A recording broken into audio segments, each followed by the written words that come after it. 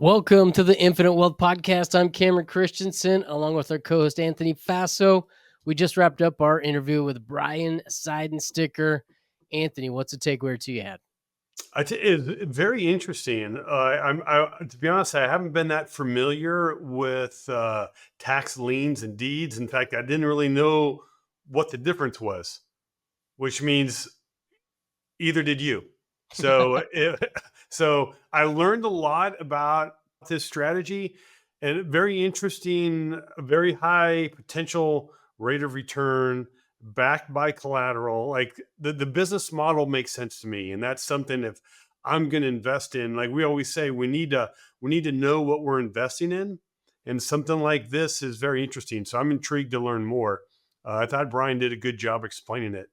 What takeaways did you have, Cam? I would say first takeaway is episode 300 or wherever we are now. Anthony admitted he didn't know much about anything, so that was a first for me. Yeah. Two takeaways that I had, the takeaway that I had was the opportunities that there are in this space, deeds on the active side where you can get involved, and then liens much more passive. And then also he talks about really the amount of capital somebody would need to get started, very low barrier entry. And so I think that if somebody's out there listening and wanting to get started, you could start in this space tomorrow if you really wanted to. So great opportunities. Brian, like Anthony said, did a great job of kind of giving us an overview and highlighting some of those opportunities available for you guys. Again, we wrapped up our interview with Brian Seidensticker, co-founder of Last Best Partners and Mountain North Capital. He's been in this space for 10 plus years in sales resource and manages $30 million plus dollar fund, enabling investors to acquire unique real estate assets. Guys, we hope you enjoy this episode. If you're an investor or want to be an investor and you're looking to create passive income that exceeds your monthly expenses, then this is the podcast for you. Here on the Infinite Wealth Podcast, we combine the philosophies of Robert Kiyosaki's Rich Dad Poor Dad, along with Nelson Nash's infinite banking concept. Welcome to the Infinite Wealth Podcast. I'm Cameron Christiansen, along with our co-host Anthony Faso, and today we're diving into a niche that even most real estate investors overlook, one that can create high returns backed by real estate and does not require you to swing a hammer or manage tenants. We're talking about tax liens. Brian, welcome to the show. Well, thanks, gentlemen. Thanks for having me. Excited. Absolutely, man. We're going to get right into it if that's all right with you. Go for it. Let's jump. Awesome. Yeah, today we're going to be talking about tax lien, tax deeds, and how you can partner on deals that banks won't touch. Brian, I've got kind of a big question just to get this thing going is, from what I've seen in the past, tax sales do have a reputation problem. What is kind of the public perception versus reality? Well, I think, yes, you're spot on. I think nobody likes taxes, right? And I think people, the general public, at least through media, paints tax sale investors as, these leeches of trying to, suck something, in equity away from somebody. And I guess in reality, in my experience in the space, and I've been in the space for 18 years now, and the vast majority of legitimate players in this space is, they provide something that most communities, jurisdictions, counties are they're so hungry for needing cash, right? Because the money that is, for paying your property taxes goes to pay teachers, policemen, right? Paves the roads, it does all this critical stuff, right? And when a county's $40-50 million short in property taxes, right, the investors are coming in to help balance that budget and pay those items, right? And that's the reality. And then the properties that end up get sold, due to tax foreclosures, there's a very small fraction that probably should not have been sold, but the vast majority of them are blight in the community, and investors that are taking those on are really, changing that community. They're taking that house out. I mean, most people have driven down a street and said, that's the crack house, right? Like 9 out of 10, that's probably a tax sale property.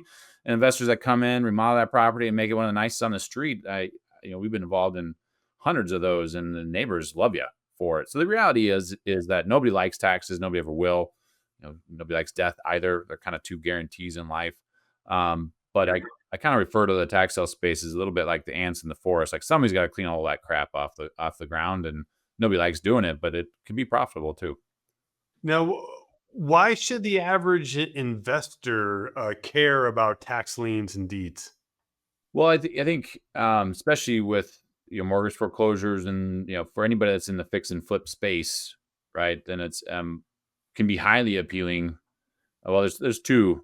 Take a step back. There's like tax deeds and tax liens. I'm kind of answering it from a real estate investor's perspective, which is tax deeds.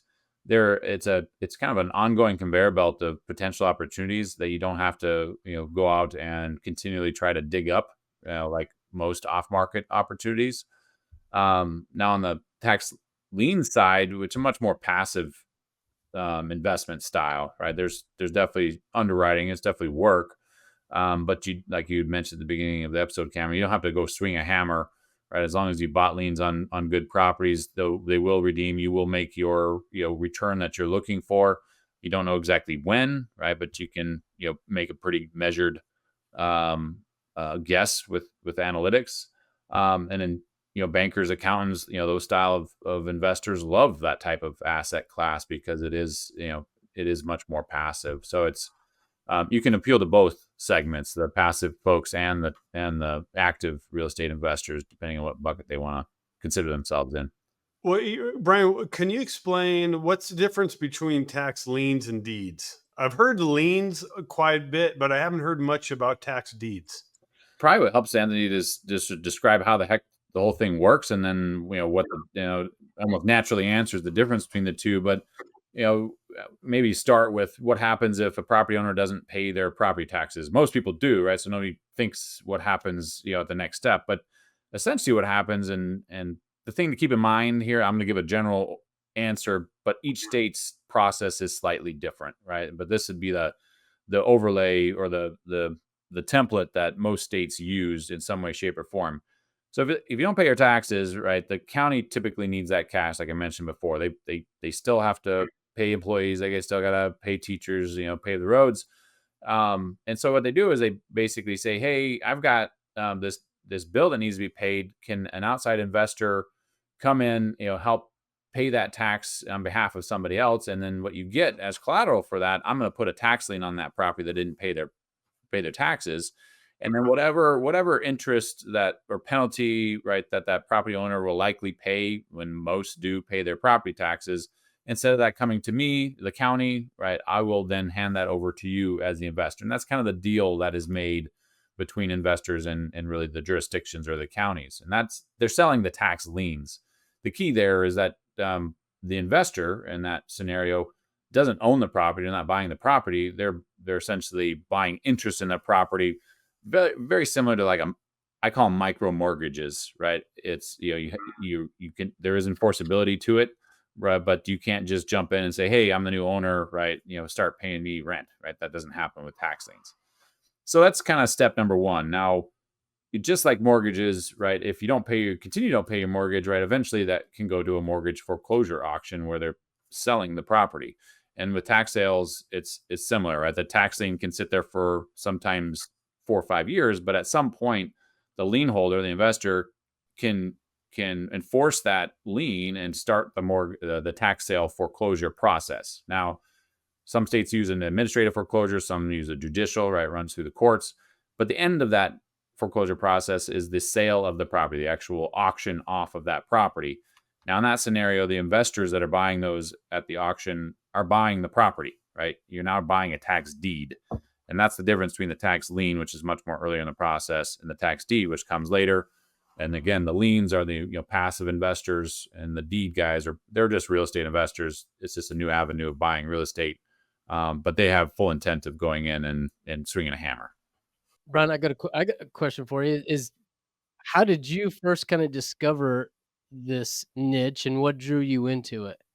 Yeah, well, my previous life, I was actually a aerospace engineer in the missile defense space, and so most people hear that and go, "Why the heck did you ever get involved in tax liens and tax deeds?" But kind of two things happened. One, I as a side gig was flipping properties in 2007 and ended up upside down on a property in Montana, and Montana has weird laws where every investor has to send certified letters and every investor that wants to potentially buy a tax lien on your home or invest in that tax lien in your home has to send you a certified letter. So I got 30-ish or so certified letters in the mail talking about this whole tax lien thing, which I had no clue about. Because I got so many, it's what led me down the path of doing research on tax liens and realize, hey, there's a whole, there's an $8 billion space out here that I've never even heard of. That's what drew me to it. Now, it's a kind of a push pull scenario. At the same time, I went on vacation and for 6 weeks and came back. This is while I was in my engineering job, and I kind of realized that I was gone for 6 weeks and not a whole lot had changed. I felt when I was there on a daily basis, I was doing so much, but in reality, I was hamster on a wheel. And so those two things are what I guess pushed me away from the engineering into something that was very different. I certainly have the let's say engineering and problem solving mindset. So I found something that was big and juicy and interesting to go solve. That's the tax lien side, and I realized I was banging my head against the wall for 2 years for 2 minutes of cool on the engineering side, and I just found it more interesting and to dive in and did that. Did both for a period of time, but after a few years, made the leap and haven't looked back. Very interesting. It's always good to hear someone's story. Interesting, like you didn't look this out, like it kind of happened to you, where people were sending you those certified letters. That piece is always interesting. Brian, can you walk us through like an example of how an investor can make money in tax liens or deeds? So yes, I think the deed side is a little more straightforward, right? What most people understand real estate, right, is hey, it's an auction process, right? Most people listening, I'm guessing, have never even heard of tax deed auctions, but they are the sale of properties, and it's not a small scale. I guess it's small relative to the rest of real estate, but there's $4 or $5 billion a year sold in real estate at tax sale foreclosures, a couple 100,000 properties. And so it's another avenue of getting into a property for whatever your end goal is, right? Whether you're looking to remodel, in almost every case, is going to require some work. So you're not looking at grade A properties in multi-million dollar neighborhoods. Those happen, but those aren't normal. But if you were looking to create a rental portfolio, you're just looking to kind of do a fix and flip scenario, tax deeds is just another avenue of buying that real estate, right? And then depending on location, you can buy great, deals because there is no or not a whole lot of competition, or some areas it's, become so widely known, you don't get really any better deal than what you'd buy off the MLS, right? That's tax deeds. It's a standard real estate model, I'll say.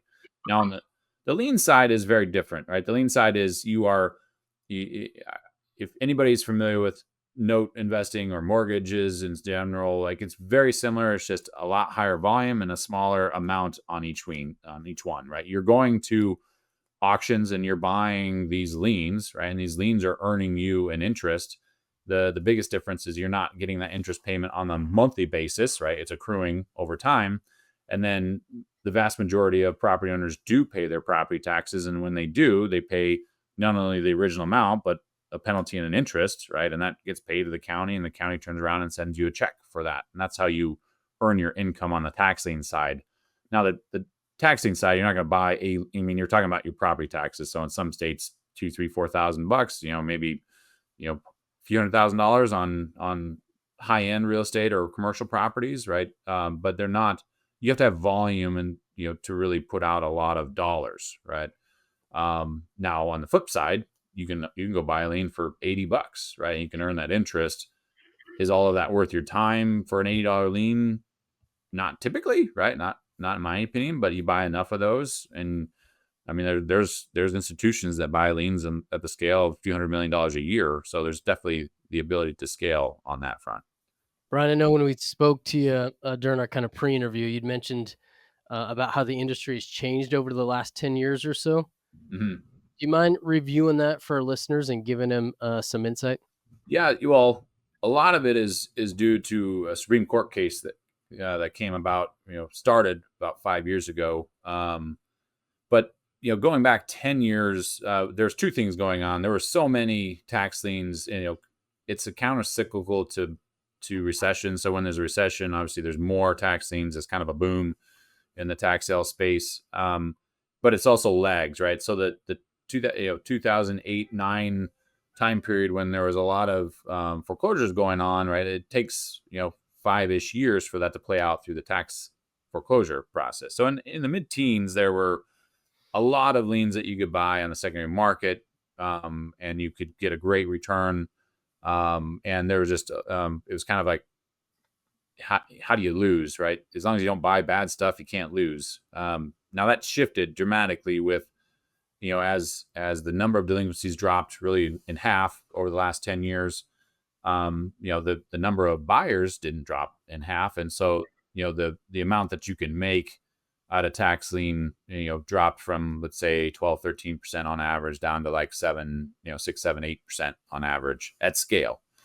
And so that's one thing that happened. And the other thing that happened was the Supreme Court case that there used to be several states, not every state, but some states, where you could buy the lien. It went through an administrative foreclosure process, and the lien holder could end up owning that property. There wasn't a second deed auction like I described earlier, right? So the lien holder could become the deed holder with no sale in there. Supreme Court came down and said that's not constitutional, right? They called that a theft of equity. I'm one that believes the Supreme Court got it right, because there was scenarios where even the counties were profiting off of this process. And so they said, nope, there's nothing wrong with tax lien sales, like that's constitutional, but there has to be a sale of the property that creates some sort of equity. And if it ends up being more than the taxes that were due, that needs to be available to the previous owner.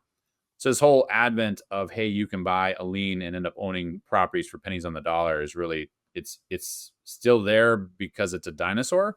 Like, it hasn't totally gone extinct yet, but states are almost done with that. They've all had to change their statutes to be compliant, to be constitutional, at the threat of class action lawsuits. So that has gone away. So those two things have made, I haven't seen it play out, but actually is going to create almost a return to lien holders being traditional, like passive investing, right? Deed buyers being the traditional real estate buyer, and you don't have this opportunity of buying a lien to be a deed holder, so you don't have this competition for some of the liens. So there's been a dramatic shift in mentalities, and actually it's gotten better for lien holders because of that in the past couple of years. Anyway, we can dive into all of that in more detail, but that's a high level reason of why today, if you want to own property, just go to a deed auction. Don't bother with the liens. If you want to buy liens, now is better than it was a few years ago, because you don't have a competition of the guys that are only buying liens. They're willing to bid it to 0% because they are shooting for that real estate. And that just can't happen anymore. Brian, I got a question for you. If somebody's listening and they're kind of liking what they're hearing at this point, hey, I've got a passive opportunity, an active opportunity. How much money would someone need to get started kind of in this niche? And then also, how much time and energy would it take, maybe on the education to figure it out? And then almost how much time would you need to spend weekly or monthly in it to be successful?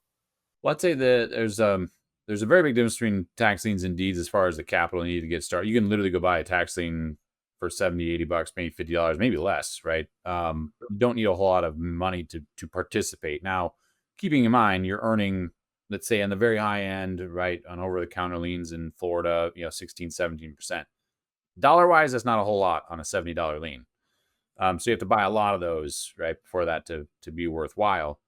To do it as a full-time job, which you can, right, you probably need to place $5 to $10 million a year in tax liens, because you're earning probably on average 7-ish%.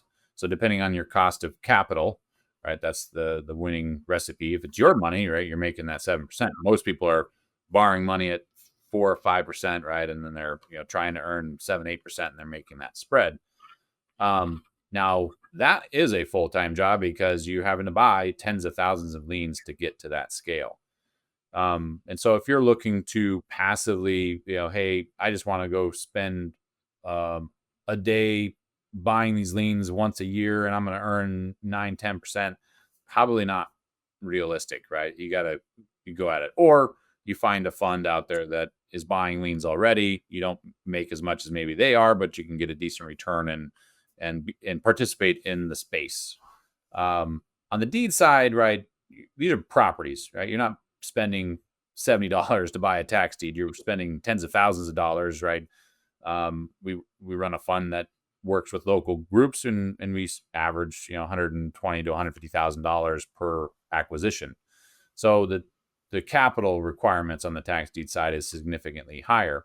Now the return potential on the tax deed side is also significantly higher because you're not capped at whatever the state statutes are, like tax liens. It's, if you buy right, you can make a lot, right? If you buy bad, you don't make a whole lot. And so you can jump into the tax deed side if you have the capital to participate in any normal real estate type of endeavor. So Brian, so people can go in and potentially learn this and do this themselves, the DIY, or you also mentioned like a fund that is doing it. And Brian, you have a fund. Do you mind explaining how that works for investors? Yeah, and you mentioned DIY. Like, I think it's probably key to, and I didn't mention before, like the space isn't regulated. You don't have to get licensed. You don't have to do all of these things like in some professions, right? Mm-hmm. You can jump in, register to attend a taxing auctions and start buying. Now, you probably, without any sort of homework, you will likely buy something bad, lose money, get frustrated. And so educating yourself is highly recommended. And you can do that, yourself. Or you can, we're not a coach, but there are coaches and programs out there, and they vary in pricing. Some are very expensive. So if you're not the DIY route, right, finding a fund, I guess, in 2018, 2019, we actually started initially trying to find a bank that would lend to tax deed buyers, because that was one of the things that, talking to customers coming from really the data analytics software space, that was the number one request, right? It's like, we're cash limited. Can't get bank financing for tax deeds because you don't get title insurance from the county. Because you don't get title insurance from the county, right? The banks don't want to understand all that stuff. They just say, no, thank you. So you have to have cash in hand. And so we set about, I mentioned before, I like big juicy problems, right? Set about trying to find a bank that we could get comfortable with lending to tax deed buyers, ultimately just trying to get them on, the tax deed buyers on our platform. That was our goal. We'll make our money as providing the software. Long story short, the bank liked the concept. We actually got them pretty comfortable. At the end of the day, they couldn't get any definition from the SEC on whether they should put those assets in the real estate security bucket or real estate. And then I'm not a banker. I don't know exactly what the ramifications would be, but I do know if they put it in the wrong bucket and they get caught putting it in the wrong bucket, they get fined. And because they couldn't get any definition where to put it, the bank basically received that information as, we don't care where you're going to put it. We'll find you someday down the road. And so the bank said, we're out. And so kind of slammed the door on us. But at the same time, we'd done all this work. We figured if the bank got comfortable with it, there must be something here.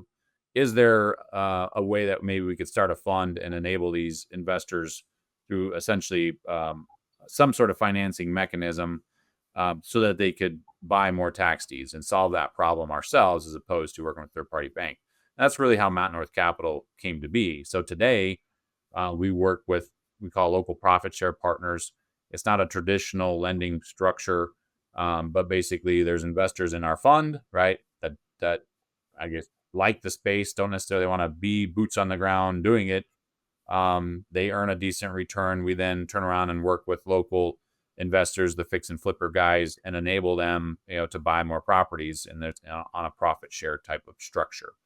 And that's what Mountain North Capital is. And to our knowledge, it's really the only source of capital to tax deed guys at scale that we're aware of. There might be others, private folks out there, but the only ones that are doing it at scale today.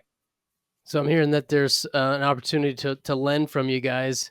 And then also, is there an opportunity for an investor to deposit with you guys as well?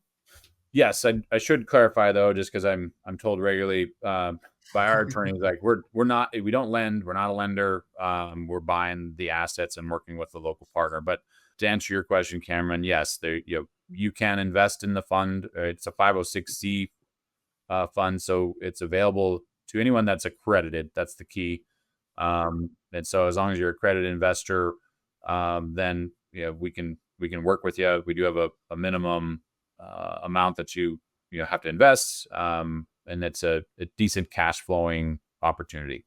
Brian, I know some of the regulations on these funds. Are you able to share an example, or are you not allowed to disclose that?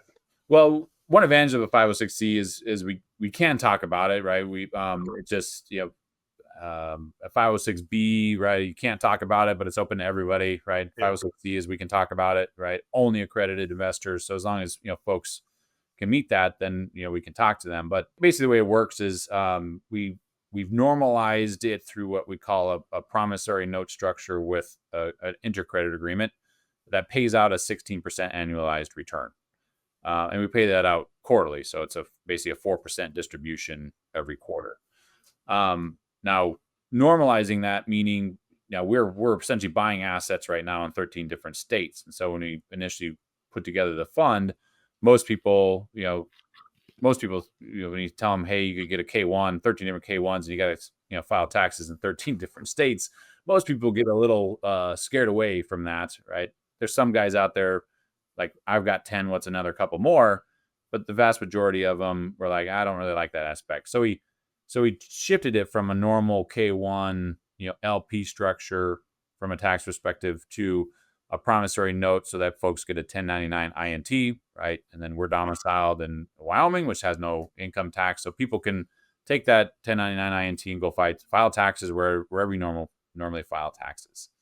Now with the promissory note structure and the intercredit agreement, the other typically with a promissory note structure, you get the question of, okay, what priority am I, right? It's like first in to invest, they're definitely going to get their money back. Second, might get most of their money back. And then by the 10th person in line, right, who knows whether they're going to get their money back in a worst case scenario. And so we worked with our attorneys to create an intercredit agreement that basically puts everybody pari passu. So it doesn't matter if you're first to come in the door or the most recent, you, in a worst case scenario, you're going to get back your pro rata share of whatever your investment is in the overall money. And that's essentially how we've structured the fund. Because it is a little more complicated and because they don't get the perks of a K1 structure, we give out a pretty decent return. But it's all backed by the real estate that Mountain Earth Capital owns. Again, we're not a lender. We're not putting mortgages out there on these properties with third parties. It's all directly owned, real estate at this point. Approximately how much collateral do you have? So today, it was good timing because I just did this for a recent report. Asset value, we own about $53 million of tax deeds currently. Our basis in those is about 36-ish million. And so pretty well collateralized on that front. And we feel we could probably place somewhere between $100 and $200 million doing what we're doing at scale. And once we get there. So, Brian, are you guys doing, sorry if you answered this, but are you doing the deeds or the liens in this fund? We're almost entirely focused on deeds because the cost of capital, right? Making sure that we can pay it out. Like we need to generate a very decent return. One thing that we had that was very unique in being a data software analytics provider and engineering background, I had a whole lot of information. I knew exactly where you could buy great deals and deeds where there's no competition, and I knew where you don't go to auctions. We just never really acted on that. So the fund was our first opportunity to work with partners and not only provide the capital, but we also know which properties are going to likely go for a price that doesn't make sense for anybody to buy them at, and we can focus on buying the properties where we get them at a great deal at the end of the day. So you're buying, basically there's a tax, they didn't pay their taxes. So now the county or the government came in and is foreclosing it. Mm-hmm. What about the mortgage on there? What happens to the mortgage? So the unique thing about tax liens in, well, I'd say all but a couple states, right? There's a New Mexico, and then there's a sale type in Pennsylvania that caveat this. But typically, tax liens have what they call super priority. So if there is a foreclosure that has happened, everything that was inferior to that lien gets wiped out. And so mortgage holders have the right to come forward and pay the taxes, right? A lot of them do. But if they don't, then their position ends up getting removed in that foreclosure process. So at tax sales, right? The mortgages, unless you're in one of those states, mortgages in general aren't something that you typically have to worry about. So if the lender has the so if you buy this deed, either the mortgage company can pay you off. Is that right? Or no, they have to pay the county off They or the typically, yeah, they had their right came okay. before we were ever involved. It was like, so, in those years prior to that point, this doesn't happen overnight and not even in 6 months, right? It's Yeah. the delinquency, and then there's notification to the property owner. Then everybody else that has interest, like mortgage holders, they have the right to redeem that. The county's kind of like, somebody just pay the darn taxes, right? That's kind of what they're saying. And then if nobody comes forward, then they finally sell the property, and that sale is what we're attending. Okay, so do you mind if you like what's an average amount that you guys are paying for the deed? And what's the average fair market value of the house? So we're on average, right, spending $100,000 to $150,000 a property, Mhm. and value of that property is usually 215 to 3, Okay. somewhere in there. So then what do you do with the property? Yeah, you have that equity in there. So our primary goal, right, is A, to not be greedy, and B, not get too involved. And so we like to say, hey, like to buy it at less than 65% of market value, and we want to sell it at 85, 90% of what we consider market value to be, so that there's still enough meat in there for somebody else to do the work and still make sense for them, right, and make a dollar at the end of the day. We look at the properties as inventory, right? We're not building a rental portfolio. That's not our goal. And so we want to be in and out of that asset as quick as possible, ideally less than 12 months. And so we're buying and doing minimal amounts, right, to clean it up, get it ready for sale. But we typically sell it to a local fix and flipper, right? And they can get bank financing at that point in time, or actually the profit share partner we're working with, once they can get bank financing, they actually buy it away from us. So they identified the property, we worked with them to go buy it, and then they refinance us out. That's kind of all right. Okay. Now, that said, there's certainly a small percentage, less than 5%, where it might make a whole lot of sense for us to remodel that property because we see unlocking more dollars to do so. We take that on, but we're not a fix and flip. I don't consider us a fix and flip fund. We're just an opportunistic fund that's taking the best avenue that we feel unlocks the majority of that easy value. Cool. Brian, if for accredited investors, how can they connect with you to explore more about the fund? Well, probably the easiest on the fund side is if you go to mountnorthcapital.com. You can start the process there. And then, I guess that's probably the easiest way to connect. Perfect. Well, Brian, what's one piece of advice that you would give an investor who's exploring looking in this type of investments for the first time? One is, I guess some perspective of what level of involvement do you want to have, right? If you're looking for, if you're a real estate investor, then I would say, hey, if you already know what you're doing, look at tax deed auctions yourself. They used to only be in about 20, 30 states. Now they're going to be in all 50, right? Because of the Supreme Court case that I mentioned before, which is great, right, for real estate investors. If or you find yourself doing that and you run out of capital, then come talk to us, right? Instead of on the investment in the fund, right, we can be a capital partner for you as well. If you're more of a passive style investor, then tax deeds are not for you, right? Two things, right? Either look at tax liens, right? And there are several tax lien funds out there. I won't name any names. I'm sure if you go, I don't know if you guys, do you guys know I used to say Google it. Google has gone away with like ChatGPT. Right. Yeah. What do you call it? Chat it up or GPT it up and Yeah. Very good question. Yeah.